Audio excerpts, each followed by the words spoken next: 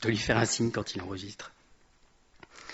Alors quand on rentre de vacances, les messages ils ont toujours une saveur un peu particulière. Vous allez voir, ça va pas y réchapper parce qu'on sort du contexte habituel, on réfléchit un peu différemment, on voit les choses différentes, et donc vous allez voir, ça va avoir une saveur particulière, et c'est le cas de le dire.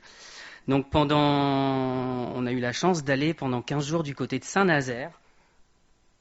Alors si ça veut bien, je te l'ai coupé.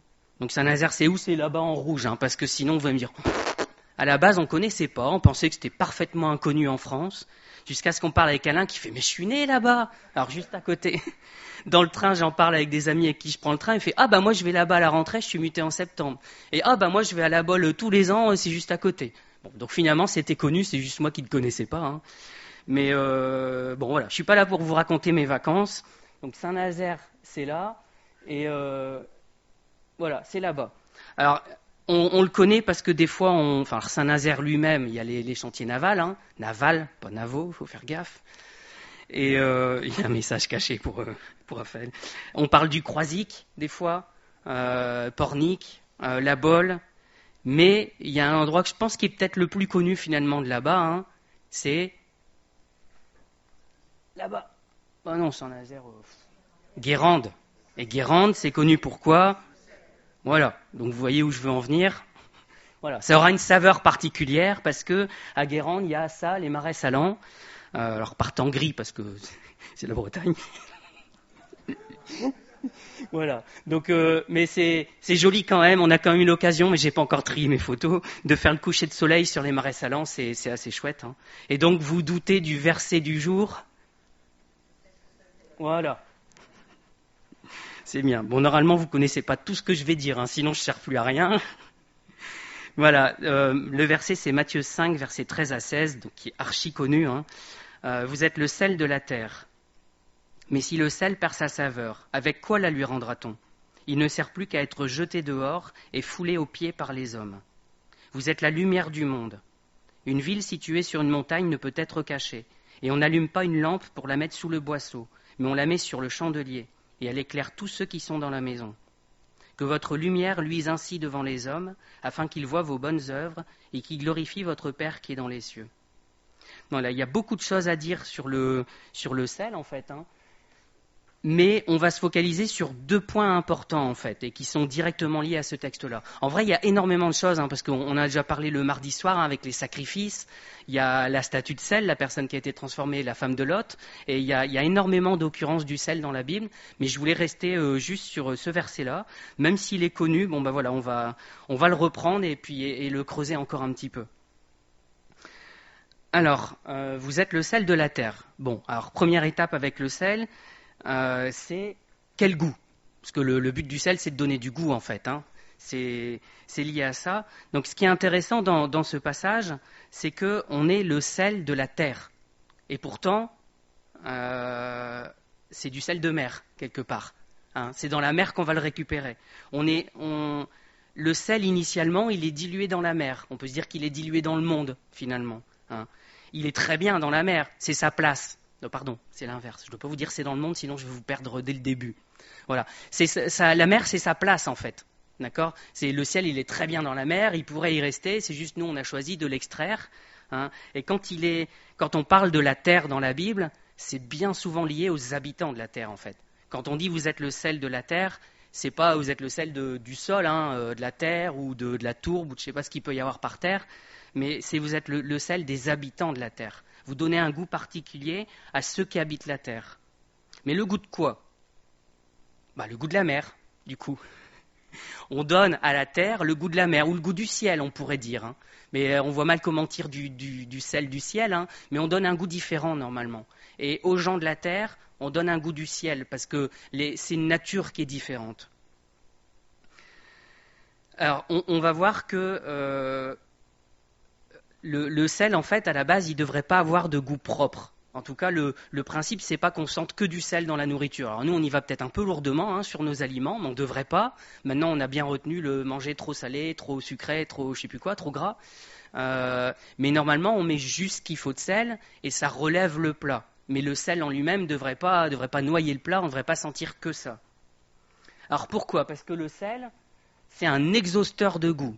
Vous allez voir, il y a des relents de chimie qui ressortent des fois, c'est inévitable. Mais voilà, le sel, c'est un exhausteur de goût. Alors, je ne me suis pas foulé, j'ai pris la définition de Wikipédia, qui dit un exhausteur de goût ou exaltateur d'arôme est une substance qui, sans avoir une saveur propre prononcée, ne modifie pas le goût, mais augmente l'intensité de la perception olfacto-gustative, goût et ou l'odeur d'une denrée alimentaire. Et même si le sel ne rentre pas dans... Il y a une liste officielle, en fait, des exhausteurs de goût, qui est fournie par l'Europe. Vous savez, c'est tous les E quelque chose. Les exhausteurs de goût, c'est E620 à E641. Je l'ai noté, je ne le connais pas par cœur. Voilà. Le sel ne fait pas partie de la liste officielle de l'Union européenne, mais ça en est, en fait. Depuis la nuit des temps, on a utilisé du sel pour remonter le goût des aliments. Alors, on n'a pas fait que ça avec, mais en tout cas, on s'en sert comme ça. Ça veut dire que le sel ne doit pas avoir un goût trop prononcé par lui-même, mais il rehausse le goût que les aliments ils ont eux-mêmes. Il ne doit pas apporter son propre goût normalement. Il rehausse le goût des choses dans lesquelles on le met. Et donc ça nous parle, nous, en tant que chrétiens. On ne doit pas amener notre propre goût, en fait, là où on est mis. On doit rehausser le goût de ce qui est autour de nous. Alors, quel goût ils ont, les gens du monde? Je peux me faire des amis, là. Aussi gentils qu'ils puissent être, ils ont un goût et une odeur de mort. Alors ça va pas être très glamour pour nous, du coup, parce qu'on fait ressortir l'odeur et le goût des gens. Voilà. Alors, qu'est-ce qui me fait dire ça? C'est 2 Corinthiens 2, versets 14 à 17. Grâce soit rendue à Dieu, qui nous fait toujours triompher en Christ, et qui répand par nous, donc le sel, en tout lieu l'odeur de sa connaissance. Nous sommes en effet pour Dieu la bonne odeur de Christ, parmi ceux qui sont sauvés, et parmi ceux qui périssent. Aux uns, une odeur de mort, donnant la mort. Aux autres, une odeur de vie, donnant la vie. Voilà. Donc ça veut dire qu'auprès de certains, on apporte une bonne odeur, on donne l'odeur de la vie, le goût de la vie. Aux autres, malheureusement, on fait remonter l'odeur qui est déjà là naturellement, qui est l'odeur de mort en fait. C'est pas très joyeux. J'ai laissé la suite parce qu'en fait, on va y revenir après. Donc il dit, et qui est suffisant pour ces choses, car nous ne falsifions point la parole de Dieu comme font plusieurs, mais c'est avec sincérité, mais c'est de la part de Dieu que nous en parlons en Christ devant Dieu. Vous voyez, l'exhausteur de goût, il remonte le goût des aliments, le goût propre des aliments. Donc si quelque chose a un mauvais goût, il le fait, ça c'est encore plus prononcé en fait. Alors le goût, l'odeur, oui, parce que les deux sont liés. Maintenant, on se rend bien compte, si vous avez le nez bouché, vous êtes enrhumé, vous ne sentez plus le goût des aliments, parce qu'il y a une partie qui remonte dans le nez et ça participe au goût des aliments. Donc ce n'est pas que ce qui est dans la bouche en fait. Les deux sont liés. Alors vous allez vous dire, ouais, mais t'exagères un peu, t'as fait un lien un peu bizarre entre les deux versets, t'as profité que le goût, l'odeur c'était pareil et hop, t'as glissé. Alors on va revenir au contexte de ce verset-là en fait, de Matthieu 5. C'est Matthieu 5, normalement on le connaît par cœur, Paul il insiste beaucoup là-dessus, c'est le sermon sur la montagne. Alors le sermon sur la montagne, ça commence par heureux ceux qui, et voilà, il y a une longue liste de heureux ceux, et on en arrive à un moment donné à heureux ceux qui procurent la paix, car ils seront appelés fils de Dieu. Alors on dit, voilà, c'est ça être le sel de la terre en fait. On apporte la paix autour de nous et c'est quelque chose de bien. Ouais, mais c'est pas le dernier heureux ceux qu'on trouve avant notre passage à nous en fait. Juste avant notre passage à nous, le heureux ceux qui restent, c'est ceux-là en fait. C'est heureux ceux qui sont persécutés, donc Matthieu 5, versets 10 à 12. Heureux ceux qui sont persécutés pour la justice, car le royaume des cieux est à eux. Heureux serez-vous lorsqu'on vous outragera, qu'on vous persécutera, qu'on dira faussement du mal de toutes sortes de mal. Oh là là, faut que je la reprenne dans l'ordre. Qu'on vous persécutera et qu'on dira faussement de vous toutes sortes de mal à cause de moi. Réjouissez-vous et soyez dans l'allégresse, parce que votre récompense sera grande dans les cieux, car c'est ainsi qu'on a persécuté les prophètes qui ont été avant vous. Et en fait, ça, c'est juste avant le sel de la terre et la lumière du monde. Et en fait, ça explique, en fait, parce que le sel, il relève l'odeur de mort, et donc c'est pas appréciable. Et c'est pour ça, quand on est la lumière du monde et qu'on vient montrer l'état du cœur des gens, ça fait pas plaisir, en fait. Donc on est persécuté. C'est lié, tout ça. Être le sel de la terre, c'est mettre en évidence que de l'autre côté, c'est pas la bonne nature, c'est une nature de mort. Et donc on vient rehausser ça et provoquer des persécutions quelque part, juste par ce qu'on est. Alors si on regarde ce qui est après notre passage maintenant, après Matthieu 5, vous êtes le sel de la terre, vous êtes la lumière du monde, Jésus il continue et il dit, Matthieu 5, versets 17 à 20, « Ne croyez pas que je sois venu pour abolir la loi ou les prophètes, je suis venu non pour abolir, mais pour accomplir. Car je vous le dis en vérité, tant que le ciel et la terre ne passeront point, il ne disparaîtra pas de la loi un seul iota ou un seul trait de lettre jusqu'à ce que tout soit arrivé. Celui donc qui supprimera l'un de ces plus petits commandements, qui enseignera aux hommes à faire de même, sera appelé le plus petit dans le royaume des cieux. Mais celui qui les observera, qui enseignera à les observer, celui-là sera appelé grand dans le royaume des cieux. Car je vous le dis, si votre justice ne surpasse celle des scribes et des pharisiens, vous n'entrerez point dans le royaume des cieux. » Qu'est-ce qu'on lit là? C'est qu'il faut avoir plus de justice que les pharisiens. Pourtant, ils étaient doués, les pharisiens. Ils observaient bien la loi, ils faisaient attention, alors probablement un peu à leur manière quand même, mais en apparence, c'était bien. Et Jésus nous dit qu'il faut aller plus loin que ça, en fait. Ce n'est pas juste votre apparence, c'est votre nature qui doit être différente. Et il dit, dans ce passage-là, il dit ce qui est important, c'est d'enseigner tout ce qui vient de lui, d'enseigner la parole avec justice, dans sa globalité, en fait. Et c'est pour ça que j'ai gardé tout à l'heure, quand il dit, Paul disait en 2 Corinthiens 2, « Nous ne falsifions point la parole de Dieu, comme font plusieurs, mais c'est avec sincérité, c'est de la part de Dieu que nous parlons en Christ devant Dieu. » C'est au travers de ça, en fait, qu'on apporte la lumière ou qu'on apporte un goût différent. C'est aussi au travers de la parole qu'on apporte. Et on apporte la parole de Dieu, et du coup, on doit l'apporter, il nous dit dans Matthieu 5, vraiment, il ne faut pas en enlever quoi que ce soit. Et si on n'enlève rien du tout à la parole, eh ben, elle gêne. C'est obligatoire, en fait. Parce que la parole, elle dit quoi à l'homme? Avant tout, t'es pécheur. T'es pécheur et tu mérites la mort. Alors la suite, c'est, mais oui, mais Dieu a pourvu pour toi. Il y a un moyen de salut. Mais la première chose qu'on exprime aux gens par notre nouvelle nature, ça doit être ça. Et donc, ça ne peut pas faire plaisir. Forcément, ça coince. Et mettre, dans notre passage dans Matthieu 5, mettre la lampe sous le boisseau, c'est ça en fait. Quelque part, on revient à cette idée-là aussi, c'est il y a la vérité, il y a la parole, mais je mets quelque chose dessus pour qu'on ne le voit pas. Donc j'en cache une partie, je cache la vérité. Et donc c'est pour ça qu'on est persécuté en fait, parce qu'on doit être appelé en tant que sel de la terre à relever la saleté des cœurs, à relever le péché qui est dans le cœur. Et ça forcément ça coince à un moment donné, c'est inévitable. On est la lumière de Dieu. Et ça dit bien que c'est pas vous qui êtes une lumière, vous êtes une lumière à côté de celle de Dieu. On est la lumière de Dieu, on reflète la lumière de Dieu. Et comme le sel, c'est un exhausteur de goût, il ne devrait pas avoir de goût propre. Alors on est d'accord avec le sel, voilà, on le sent assez rapidement quand on a la main lourde, mais l'exhausteur de goût, il est là juste pour amplifier le goût propre de l'aliment. Il n'a pas son goût à lui. Et quand on dit vous êtes la lumière du monde, en fait, c'est la lumière de Dieu qu'on envoie, et ce n'est pas la nôtre. Et si c'est notre nature à nous qui gêne, si c'est notre lumière à nous, nos lumières, on pourrait presque dire, alors ce n'est pas ça qu'il faut, en fait. On n'est pas là pour chercher des embrouilles. C'est pas ce que je suis en train de dire, je ne suis pas en train de vous dire, faut que partout vous alliez, vous fassiez le bazar, et il faut que vous dérangiez. En disant, toi t'es pécheur, à longueur de journée. Là, vous allez vous faire jeter, effectivement, mais ce sera parce que vous embêtez le monde, c'est tout. Ce n'est pas la sagesse de Dieu, ce n'est pas juste la nature de Dieu que vous transmettez quand vous faites ça. Alors j'ai envie de rajouter quand même par rapport à ces versets-là, on est appelé à prêcher la liberté. Mais pas la liberté de faites ce que vous voulez, et puis voilà. Parce qu'on peut entendre ça maintenant dans des églises. Dieu, il est amour. Et donc, on peut faire un peu ce qu'on veut finalement. Et on voit des dérives dans plein d'églises, sur des tas de sujets différents. Et certaines églises l'encouragent, le favorisent. Et là, je pense qu'elle tombe sous le coup de ce verset-là. Quand Jésus dit, vous ne devez rien enlever à la parole, vous devez la mettre en entier, ces églises, elles tombent sous ce jugement-là. Alors, je ne suis pas là pour faire le procès des autres églises, faut qu'on fasse gaffe à nous-mêmes avant tout. Mais il faut vraiment faire attention à rester à 100% dans la parole et pas apporter une parole qui est juste un certain aspect aux gens. On ne peut pas juste dire aux gens, Dieu il est amour, il va prendre soin de toi, il est là pour toi. Oui, mais tu es pécheur aussi. Et Dieu il est saint. Et il y a tout un ensemble comme ça qu'il faut apporter. Alors, on ne peut pas arriver avec toute la Bible d'un seul coup auprès des gens, sinon ils font overdose aussi. Donc il y a de la sagesse. Mais le message, il doit être complet. Alors, est-ce qu'on apporte vraiment un goût différent autour de nous?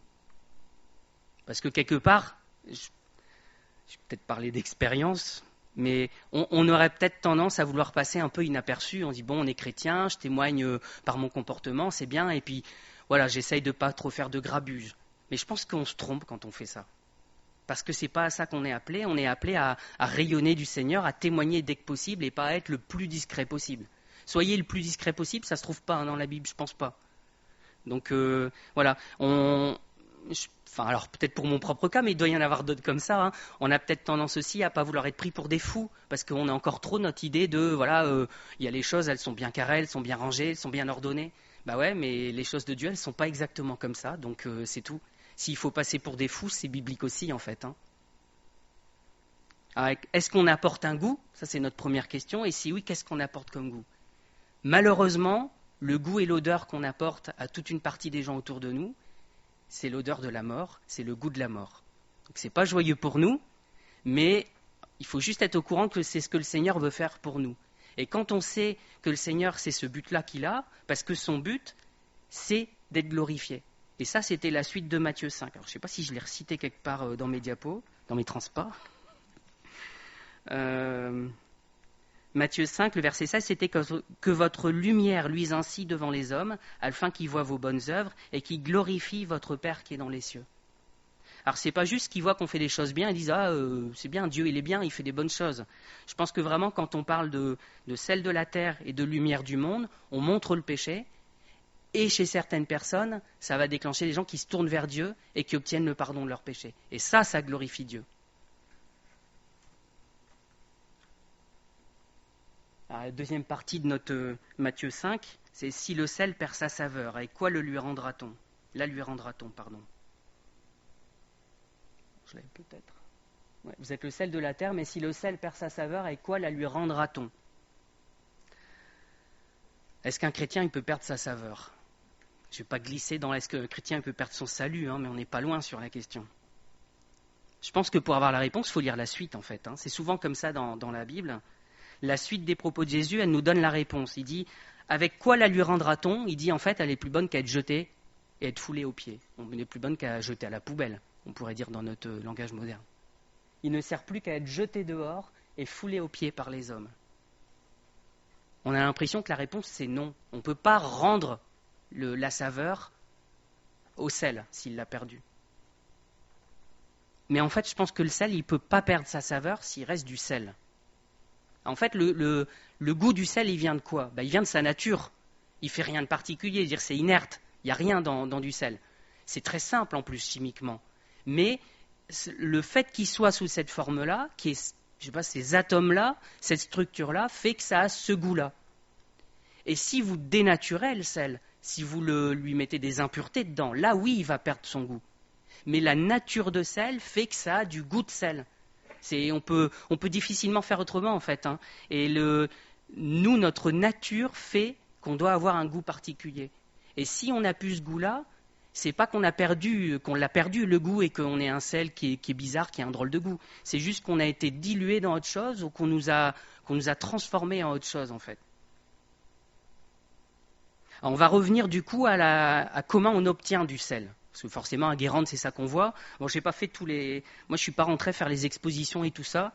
Ça m'a un peu fatigué. Mais le principe pour obtenir du sel, il est pas extrêmement compliqué, en fait. Hein. Il y en a deux grands en France, en tout cas. Hein.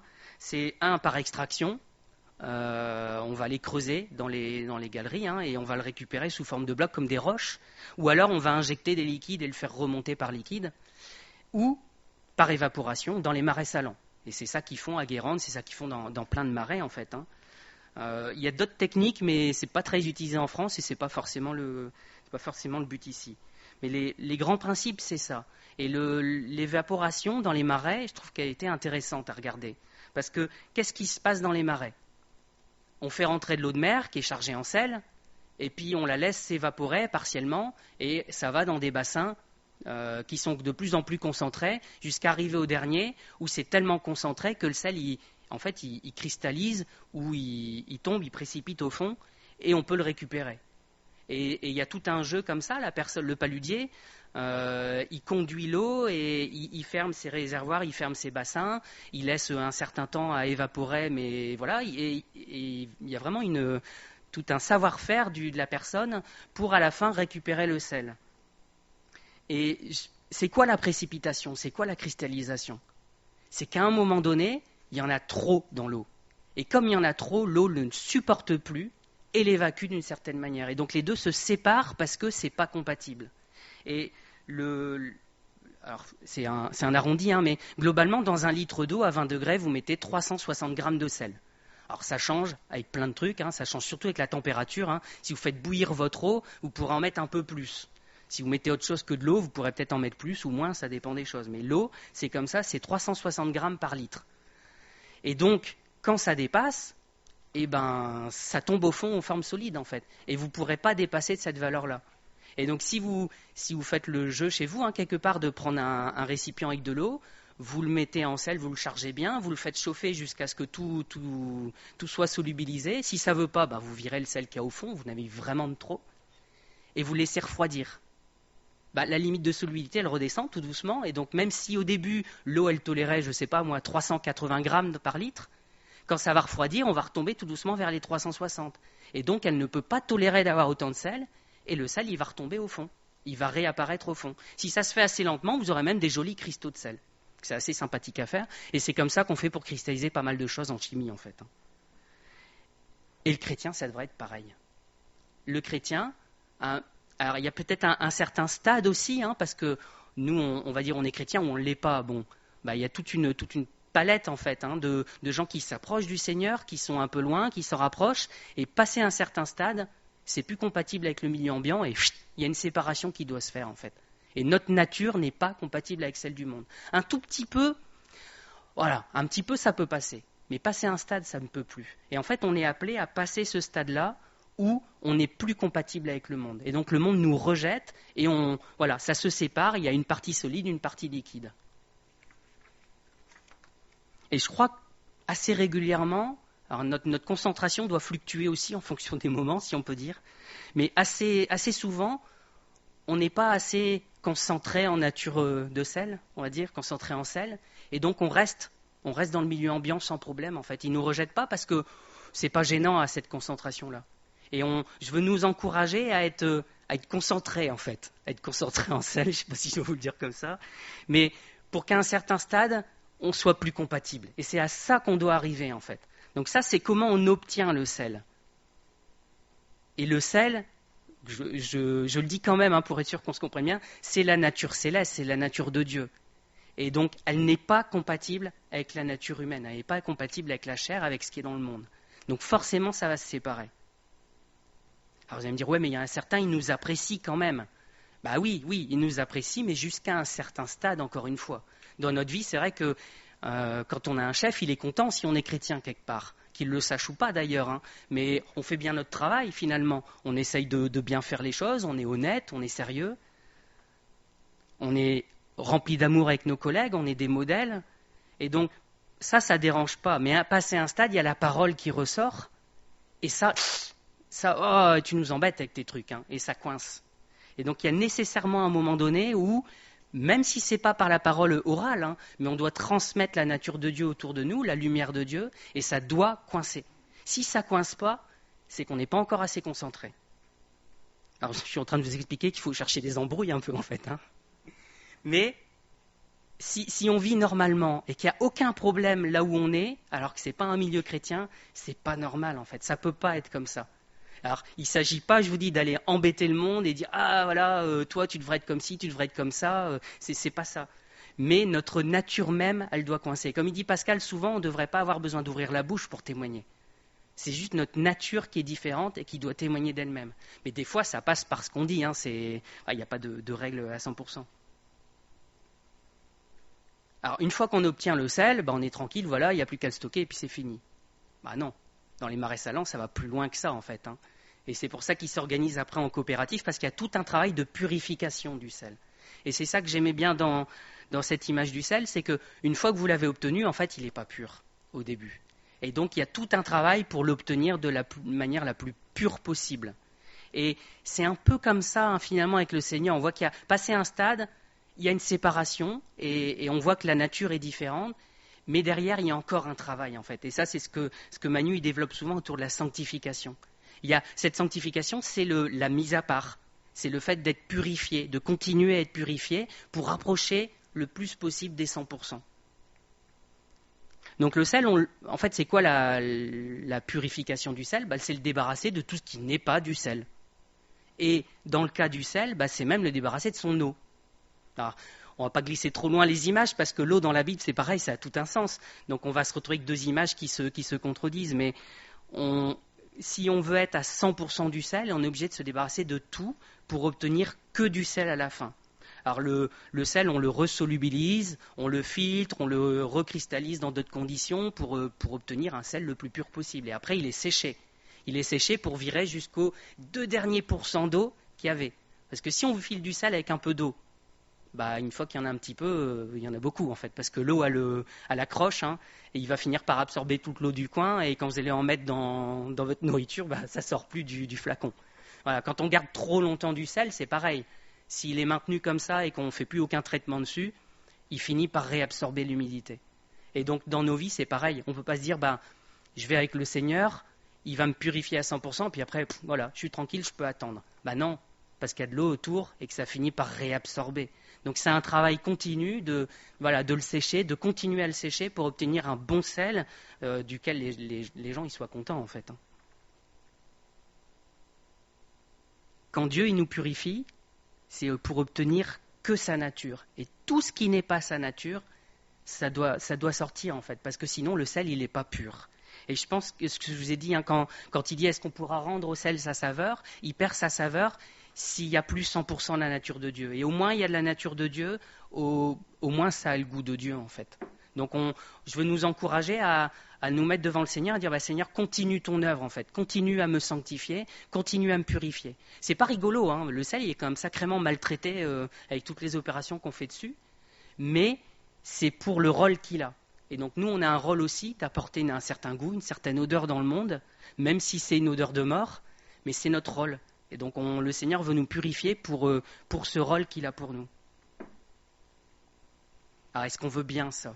Ou est-ce qu'on se dit, moi si j'atteins 90%, c'est pas mal en fait. On a droit à un pourcentage de perte, c'est pas ça à l'armée ? Le problème c'est que si vous avez juste quelques molécules d'eau qui sont restées avec, elles vont appeler les autres. Alors appeler, c'est pas coucou, venez, mais il y a des liaisons entre les molécules qui fait qu'une molécule d'eau, elle attire les autres et puis qu'on finit par en avoir plein. Et donc si on reste à 99 et qu'on se dit maintenant c'est bon, on reprend toute l'eau avec. Alors là aussi, vous allez me dire, Michael, tu extrapoles peut-être un petit peu. Et en fait, je me disais, Seigneur, est-ce que c'est vraiment ça qu'il faut extraire de ce texte-là ? Je vais dire, extraire, ça suit. Et quand on regarde cette image de sel de Matthieu 5, on le retrouve dans les autres évangiles, en fait. Alors, à l'exception de Jean, qui est toujours un peu particulier, mais on le retrouve dans Marc 9. C'est ça, Marc 9, verset 50. Le sel est une bonne chose, mais si le sel devient sans saveur, avec quoi l'assaisonnerez-vous ? Ayez du sel en vous-même, et soyez en paix les uns avec les autres. Et Luc 14, versets 33 à 35, le sel est une bonne chose, mais si le sel perd sa saveur, avec quoi l'assaisonnerait-on ? Il n'est bon ni pour la terre, ni pour le fumier. On le jette dehors. Que celui qui a des oreilles pour entendre, entende. Donc vous voyez que c'est moins développé dans les autres évangiles, mais on reconnaît ce verset-là, en fait, qui revient à l'identique de ce qu'on retrouvait dans Matthieu 5. Et ce qui est intéressant, c'est de regarder le contexte de ces versets-là. Il n'est pas exactement le sermon sur la montagne, quand on le retrouve dans Marc et dans Luc. Dans Marc 9, Jésus il commence le passage comme ça. C'est Jean qui lui dit « Maître, nous avons vu un homme qui chasse des démons en ton nom. Nous l'en avons empêché parce qu'il ne nous suit pas. » « Ne l'en empêchez pas, répondit Jésus, car il n'est personne qui, faisant un miracle en mon nom, puisse aussitôt après parler mal de moi. Qui n'est pas contre nous est pour nous. Et quiconque vous donnera à boire un verre d'eau en mon nom, parce que vous appartenez à Christ, je vous le dis en vérité, il ne perdra point sa récompense. Mais si quelqu'un scandalisait un de ces petits qui croient, il vaudrait mieux pour lui qu'on lui mît au cou une grosse meule de moulin et qu'on le jetât dans la mer. Si ta main est pour toi une occasion de chute, coupe-la. Mieux vaut pour toi entrer manchot dans la vie que d'avoir les deux mains et d'aller dans la géhenne, dans le feu qui ne s'éteint point. Alors, je n'ai pas pris la suite, mais la suite, vous la connaissez, c'est « Et si ton pied est pour toi une occasion de chute, alors coupe-le », avec la même phrase derrière. « Et si ton œil est pour toi une occasion de chute, alors arrache-le. » Mieux vaut pour toi entrer aveugle dans le royaume de Dieu que d'être jeté dans le feu de la géhenne. C'est ces choses qui reviennent 3 fois. Donc ça mérite une prédication à ça tout seul, hein. Mais vous voyez bien que l'idée, c'est quoi là-dedans? C'est que vous devez venir entièrement au Seigneur. Et si jamais il y a quelque chose qui n'est pas pur, qui n'est pas bon pour le Seigneur, alors débarrasse-toi. C'est mieux ça plutôt que ça cause ta perte, en fait. Et donc on en revient quand même à cette idée de il faut être entier pour le Seigneur, il faut être à 100%. Et s'il y a quelque chose qui ne va pas, le Seigneur, il veut purifier, il veut enlever. Et il veut qu'à la fin, il n'y ait plus que sa nature à lui. En Luc 14, c'est un contexte qui est un peu différent. Si quelqu'un vient à moi, donc à partir du verset 26, et s'il ne hait pas son père, sa mère, sa femme, ses enfants, ses frères et ses sœurs, et même sa propre vie, il ne peut être mon disciple. Et quiconque ne porte pas sa croix et ne me suit pas, ne peut être mon disciple. Car lequel de vous, s'il veut bâtir une tour, ne s'assied d'abord pour calculer la dépense et voir s'il a de quoi la terminer, de peur qu'après avoir posé les fondements, il ne puisse l'achever, et que tous ceux qui le verront ne se mettent à le railler, en disant « Cet homme a commencé à bâtir, et il n'a pas pu achever ». Ou quel roi, s'il va faire la guerre à un autre roi, ne s'assied d'abord pour examiner s'il peut, avec 10 000 hommes, marcher à la rencontre de celui qui vient l'attaquer avec 20 000. S'il ne le peut, tandis que cet autre roi est encore loin, il lui envoie une ambassade pour demander la paix. Ainsi donc, quiconque d'entre vous ne renonce pas à tout ce qu'il possède ne peut être mon disciple. Là aussi, il y a de quoi dire, hein, mais vous voyez que l'idée, c'est la même en fait. Même si ce n'est pas le même contexte, ce n'est pas la même façon de l'expliquer, ça dit on ne peut pas aller à Jésus en aimant les autres plus que lui. On est obligé de lui donner toute la place en fait. C'est vrai qu'on dit souvent on doit lui donner la première place, mais là il nous dit, voilà, il faut, alors, par contraste, haïr son père, sa mère, ses enfants et même sa propre vie. Ça ne veut pas dire qu'il faut se détester soi-même, mais c'est-à-dire que par contraste, il y a l'amour pour le Seigneur et l'amour qu'on peut se porter à soi-même, ça paraît comme de la haine en fait. Et celui qui prend une décision, il doit comprendre que c'est radical. C'est ça la suite. Hein. Quelqu'un qui veut bâtir une maison et qui ne va pas jusqu'au bout. Quelqu'un qui veut faire la guerre et qui se rend compte en cours de route que c'est plus assez, qu'il n'est pas une assez grande armée. Donc on voit que là aussi, l'idée c'est il faut s'asseoir au début et savoir vers quoi on va. Et donc dans nos vies, c'est pareil, finalement. Quand je suis en train de vous dire ça, c'est presque une forme d'avertissement, si je peux me permettre, de dire attention, on s'engage, c'est pour aller à 100% avec le Seigneur. Et se dire, moi je vais faire que ça, c'est s'exposer à se faire railler en fait. Il a commencé à bâtir et puis en fait, il ne va pas jusqu'au bout. La conclusion de Jésus, elle est assez radicale, hein, c'est le dernier verset qui est là. Ainsi donc, quiconque d'entre vous ne renonce pas à tout ce qu'il possède ne peut être mon disciple. Donc c'est toute l'idée de sanctification en fait. Hein. Il y a la nouvelle naissance, où on a la nature de Dieu, où il y a une séparation qui se fait, et après, avec le temps, une purification pour aller le plus près possible des 100%. On ne sait pas jusqu'où on ira, hein, mais ce n'est pas le problème. L'idée, c'est de viser les 100%, et on verra bien où est-ce que le Seigneur nous amènera. Mais si on vise en dessous, on ira bien en dessous, en fait. Alors, avant de terminer, je veux parler du facteur temps. C'est quelque chose d'important, je pense, quand on voit le processus de purification du sel, le processus même pour l'obtenir, ça prend du temps. Mais ça prend du temps, pas au sens évolutionniste du terme, parce que c'est souvent Paul aussi qui aborde ça, mais on peut se dire, avec le temps, ça va se faire, et puis voilà. L'évolution, c'est un peu ça, hein, c'est qu'avec le temps, ça va finir par se faire, et puis il y a une... Mais en fait, c'est une question dans l'évolution de probabilité. C'est comme il y a une chance sur X millions, milliards, je ne sais pas combien, qu'il y ait une bonne éventuelle mutation, on se dit qu'en cumulant les milliards d'années, on va finir par obtenir quelque chose à la fin. Donc voilà, c'est un jeu de probabilité. Et la théorie de l'évolution existe justement pour qu'il n'y ait pas de Dieu. On a juste besoin du hasard, hein, et ça a très bien fonctionné comme ça. La sanctification, c'est un processus qui prend du temps aussi, mais ce n'est pas du temps à attendre qu'il y ait une probabilité que le Seigneur il me change un jour peut-être. C'est... juste que le processus en lui-même prend du temps. Mais ça reste actif en fait. On doit rester tout du long en activité pour aller vers la purification. Alors, je dis ça avec beaucoup de...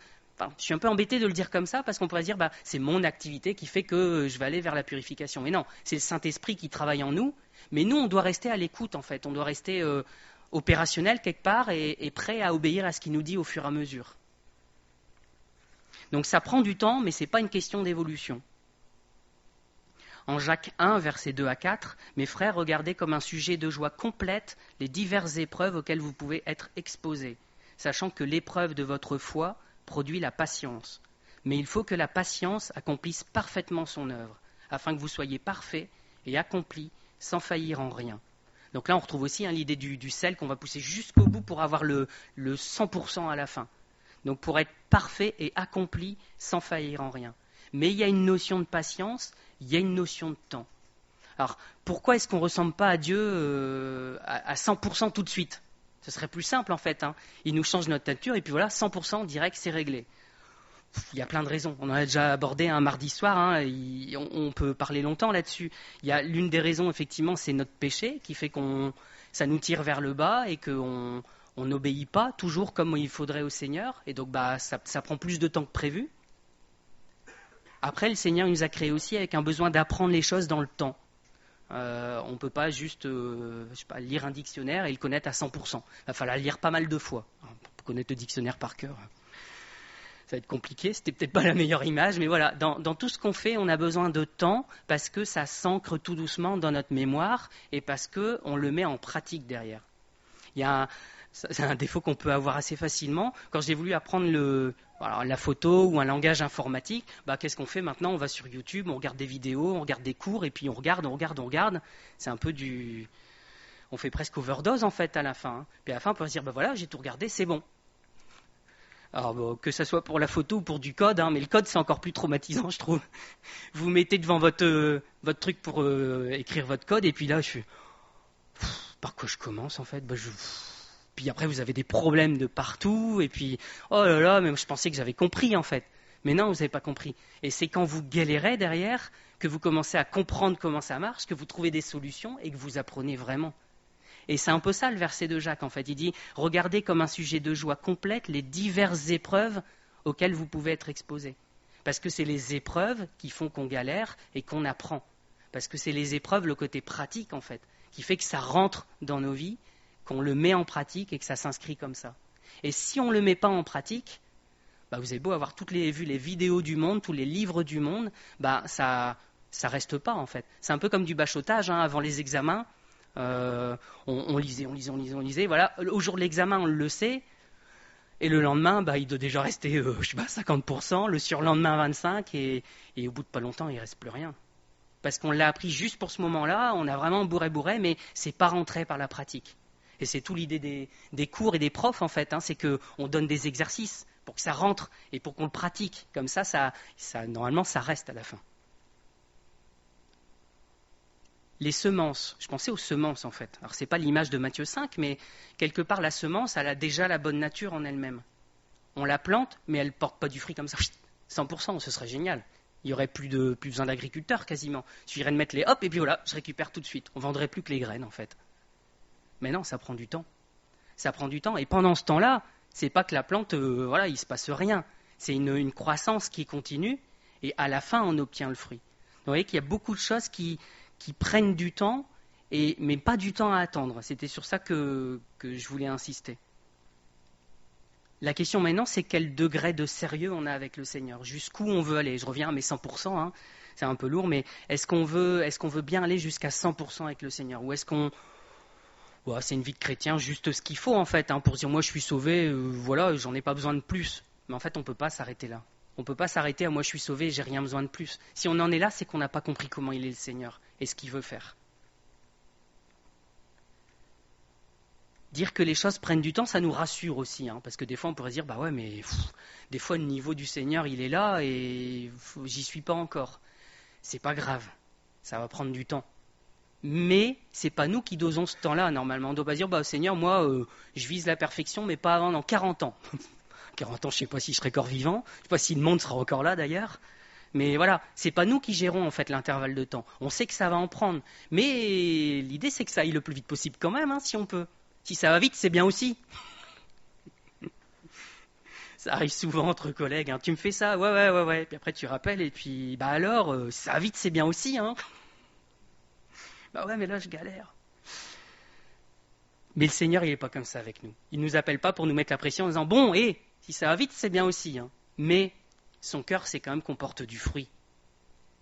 Il n'est pas là pour attendre 40 ans et dire à la fin, bon, j'ai rien obtenu de lui à la fin, en fait. Vous vous souvenez, cet arbre, je crois que c'est un figuier, hein, c'est ça, qui porte pas de fruits. Et puis, voilà, le propriétaire, il vient, il porte encore une fois rien. Bon, allez, à un moment donné, on va le couper. Non, non, non, non, non. Je vais mettre du fumier, je vais faire tout ce qu'il faut et ça va venir. L'année prochaine, il y aura du fruit. Voilà. Le Seigneur, il est plus comme ça avec nous, en fait. Il devrait porter du fruit depuis longtemps, Michael. Mais allez, encore un peu de patience.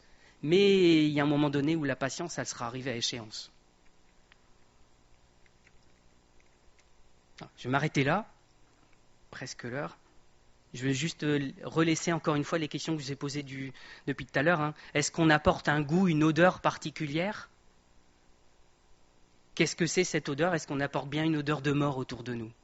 C'est pas joyeux, mais c'est ça en fait. Hein. On doit apporter la conviction aux gens qu'ils ont péché et qu'ils vont mourir s'ils ne se tournent pas vers le Seigneur. Est-ce qu'on apporte une odeur de vie aux autres ? Quand on est avec nos frères et sœurs, est-ce que c'est bien la vie qu'on apporte, une bonne odeur de vie ? Parce que le verset, il disait ces deux choses-là. Hein. Moi, j'ai pris le côté qui m'intéressait aujourd'hui. Mais c'est ça. Est-ce qu'on veut être du sel pur à 100% ? Ou est-ce qu'on se permet de garder un peu d'humidité, un peu d'impureté ? Et puis, si ça n'a pas tout à fait le goût de sel, c'est tout, quoi. Hein. Si ça n'a pas tout à fait de goût, en fait. C'est tout. Moi, je suis du sel, c'est ce qui m'importe, quoi. On peut pas en rester là, en fait. Hein. Donc je veux nous encourager à apporter l'odeur de Christ, à pas être neutre ou discret. Et je m'encourage moi-même aussi, hein, quand c'est sur ces choses-là, à pas être discret, à pas vouloir paraître raisonnable. On ne peut pas être raisonnable pour le Seigneur, en fait. Hein. On peut pas paraître intelligent aux yeux du monde parce qu'il y a quelque chose qui va coincer à un moment donné. Alors on ne doit pas paraître idiot aux yeux du monde, hein, c'est pas ce que je dis non plus. On ne doit pas faire les bébêtes. Mais quand il s'agit des choses spirituelles, on va paraître fou, en fait. C'est inévitable. Donc visons les 100% de la nature de Christ en nous, visons les 100% de sel et mettons-y les moyens, en fait. C'était ça l'idée du temps aussi, il faut mettre les moyens pour, si on peut, raccourcir cette période de temps. Maintenant, ça dépend du Seigneur, mais l'objectif, il est là. Je vais prier.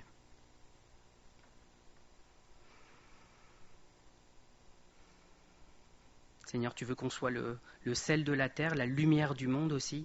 Et Seigneur, ce n'est pas nous qui produisons quelque chose dans tout ça, ce n'est pas notre propre nature, notre propre goût, nos propres compétences ou capacités, mais c'est ta nature à toi, c'est ta lumière à toi. Et Seigneur, la conclusion de Matthieu 5, c'est que ça puisse te glorifier. Et c'est le désir de mon cœur ce matin, Seigneur, le désir de mes frères et sœurs aussi, de te glorifier dans nos vies. Seigneur, à chacun en particulier. Mais Seigneur, merci parce qu'il n'y a pas une molécule de sel qui traîne toute seule, mais elles sont en groupe. Seigneur, elles sont en cristaux, ensemble. Et Seigneur, c'est ton Église aussi qui apporte du goût par elle-même aussi, qui a un témoignage par elle-même aussi. Et Seigneur, nous voulons vraiment te ressembler le plus possible avec quelque part la crainte des fois d'avoir les persécutions, d'avoir ce mauvais goût. Mais Seigneur, c'est ce que tu nous demandes et merci parce que c'est pour ta gloire à toi. Et nous voulons être prêts à payer ce prix, nous voulons être prêts à aller à 100% pour avoir ton goût et ton odeur. Amen.